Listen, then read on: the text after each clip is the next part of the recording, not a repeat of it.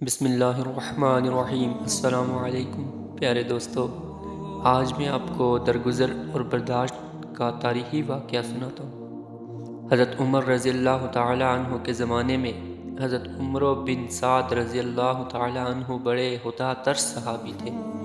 حضرت عمر رضی اللہ تعالی عنہ نے ان کو حمص کا عامل مقرر کیا۔ انہوں نے اس شرط پر عہدہ قبول کیا کہ وہ اپنی خدمت کے صلے میں کوئی تنخواہ نہ لیا کریں گے۔ ان کی رعایا میں عیسائی ذمہ بھی تھے۔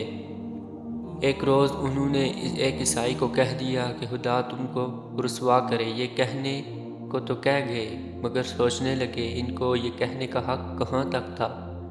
کچھ بھی حق نہ پایا۔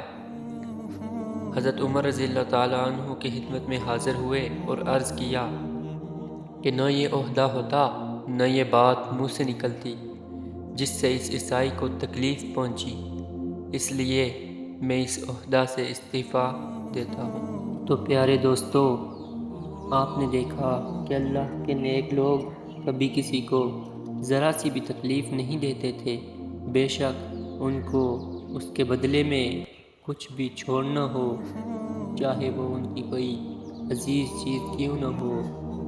لیکن افسوس کہ آج ہم لوگ پتہ نہیں کیا کیا کر جاتے ہیں، لیکن ہمیں ذرا برابر دکھ نہیں ہوتا۔ اللہ پاک سے دعا ہے کہ اللہ پاک ہمیں ان کے راستے پر چلنے کی توفیق عطا فرمائے اور ہمیں بھی دوسروں کو تکلیف دینے سے بچنے کی توفیق عطا فرمائے۔ آمین۔